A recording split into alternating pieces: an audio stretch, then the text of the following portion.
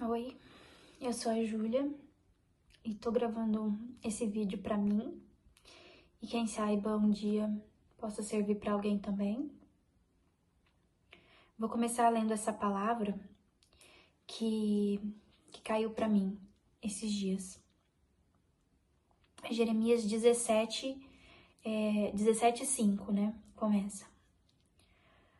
Eis o que diz o Senhor: maldito o homem que confia em outro homem, que da carne faz o seu apoio, e cujo coração vive distante do Senhor. E mais pra frente vai dizer: bendito o homem que deposita confiança no Senhor, e cuja esperança é o Senhor. Esse assemelha-se à árvore plantada perto da água, que estende as raízes para o arroio. Mais pra frente vai nos dizer também: nada mais ardiloso e irremediavelmente mau que o coração. Quem o poderá compreender? Eu, porém, que sou o Senhor, sondo os corações. Bom, nessa palavra, no início, ela nos traz que o homem que confia em outro homem, que apoia-se na carne, né? No ser humano, né? Ele não percebe a graça que pode ser depositar a confiança no Senhor. Quantas vezes a gente se frustra, a gente se magoa por depositarmos confiança em amizades, até mesmo em vizinhos, em familiares, em pessoas que você gostaria que tomassem posturas diferentes diante da sua dor, diante do seu sofrimento, ou diante de um pedido de ajuda, ou até mesmo em momentos felizes que às vezes você não é convidado, ou em alguns momentos que você é passado para trás. Mas na palavra diz: maldito o homem que confia em outro homem. Então, a confiança plena não deve ser depositada em outro ser humano. Muitas vezes a gente deposita, e aí, muitas vezes também a gente não só deposita, como a gente faz de tudo pelaquela amizade, pelaquela pessoa, por aquele familiar, por aquele até mesmo desconhecido na rua, que você foi lá e ajudou, e você deposita essa confiança na pessoa de talvez de uma gentileza devolvida, ou talvez de uma gratidão, ou até mesmo em situações extremas, como no trabalho, um colega de trabalho que fez ali acusações falsas, ou te humilhou, te chateou. E aí a gente se frustra e a gente se decepciona e a gente não entende. Por que tal pessoa tá fazendo isso comigo? O que eu fiz alguma coisa de errado? Ah, não fiz. Aí você pensa, você repensa, você até mesmo, às vezes, vai lá, conversa com a pessoa. Enfim, ou você já nem se culpa, você sabe que aquilo não tem nada a ver com algo que você tenha feito ou deixado de fazer, que sim, é como a pessoa resolveu reagir. Mas não é pra gente depositar nossa confiança no ser humano. Não a plena. Porque bendito é o homem que deposita a sua confiança no Senhor, cuja esperança é o Senhor. Então, é de Deus que vem a nossa força. É de Deus que vem a nossa esperança. É de Deus que vem o nosso retorno, é a gentileza. Uma coisa ali que você fez aqui e esperava de um amigo, esse amigo às vezes não faz, mas Deus vai colocar alguém para fazer por você. Se você permitir, se você crer, se você tiver disposto a uma sensibilidade, Deus mesmo vai conversar com você. Através da palavra, através de sinais. E quem deposita sua confiança no Senhor se assemelha a uma árvore. Eu achei tão linda essa comparação e eu acho que eu nunca tinha lido essa passagem. Porque é tão lindo, eu particularmente amo árvore, assim, natureza e tal.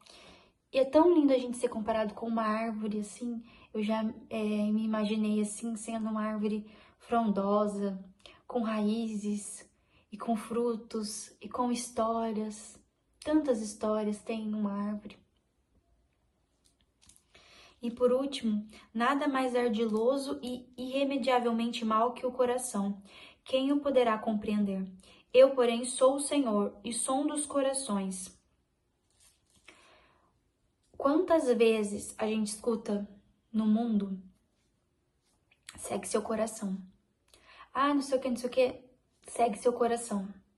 E a gente segue, só que muitas vezes a gente tá cheios de si, cheios de orgulho,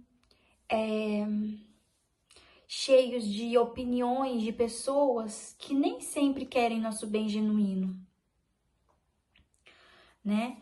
E a gente acaba escutando o coração e falando coisas demais, coisas que não gostaria de ter dito, mas a palavra que vai, ela não volta.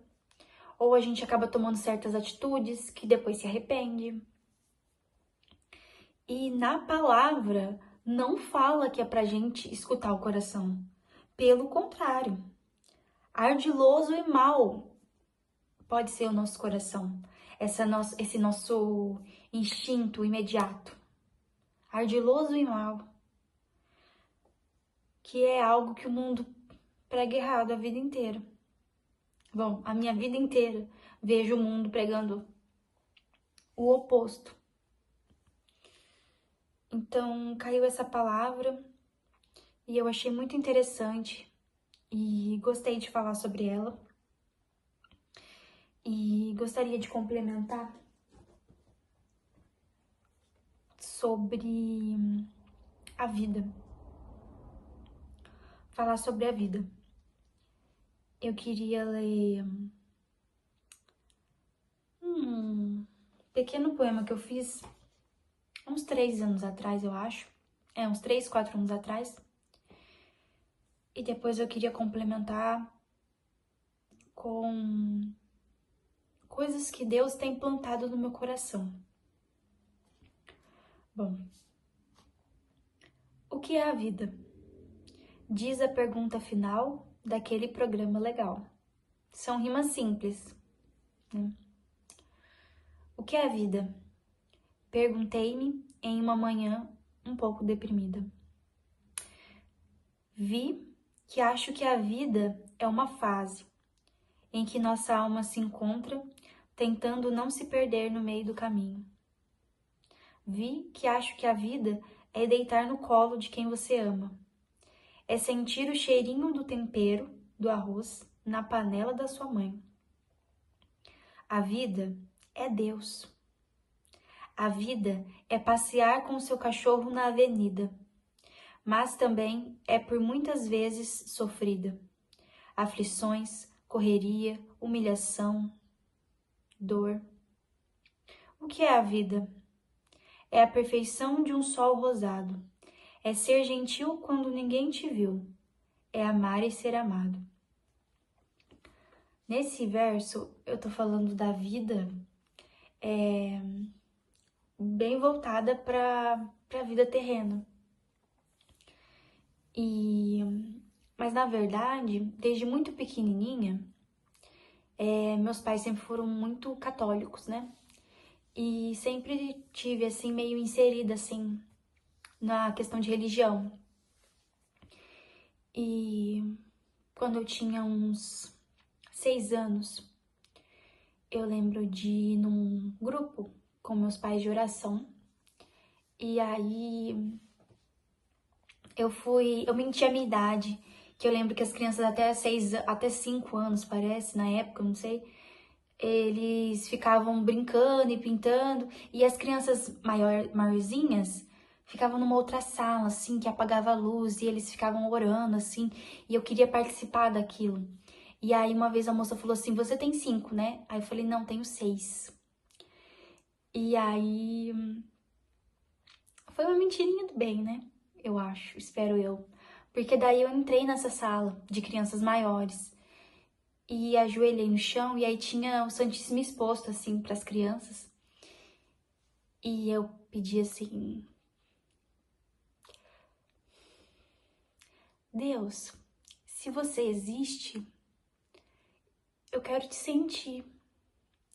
E aí veio um calor muito forte e eu senti o meu coraçãozinho abraçado. E aí eu acreditava em Deus, mas eu queria sentir. Então, e ele me mostrou, né?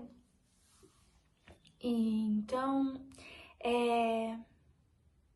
muitas vezes na vida da gente, a gente esquece que é só trancar a porta do quarto e conversar com ele. Óbvio, né?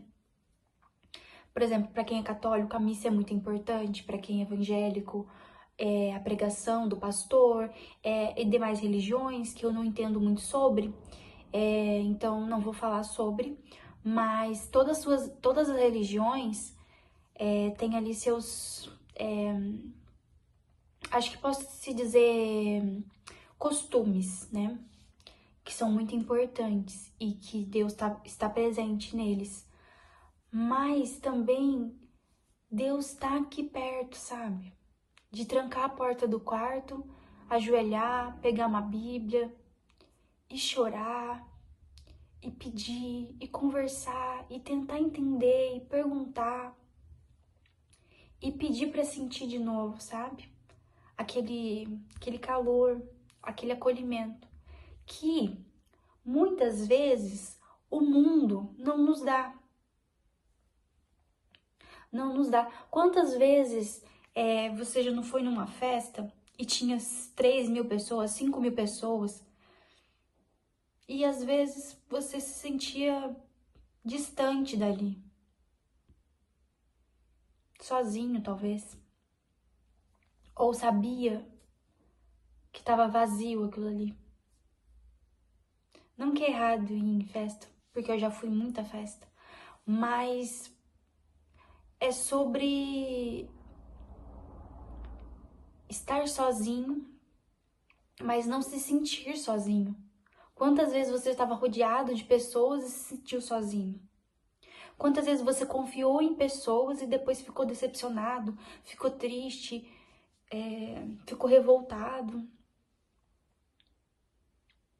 É a confiança que nós temos que ter é em Deus, é no Senhor. Isso que a gente não pode se esquecer.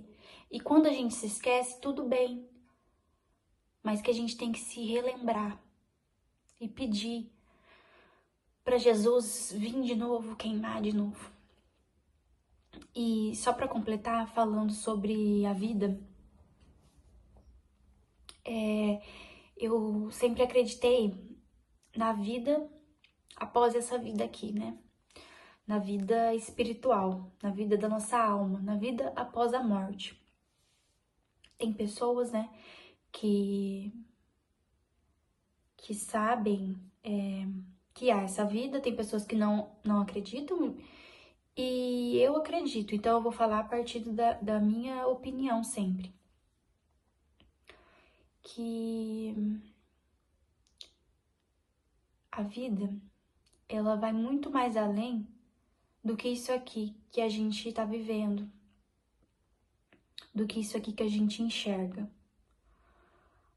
Há um mundo espiritual muito gigantesco que não cabe a nós compreender nesse plano, nesse momento. Mas cabe a nós crermos nele. E entender que não adianta a gente ficar preso nessa vida daqui e esquecer da vida da nossa alma. Porque o nosso corpo, ele tem prazo de validade.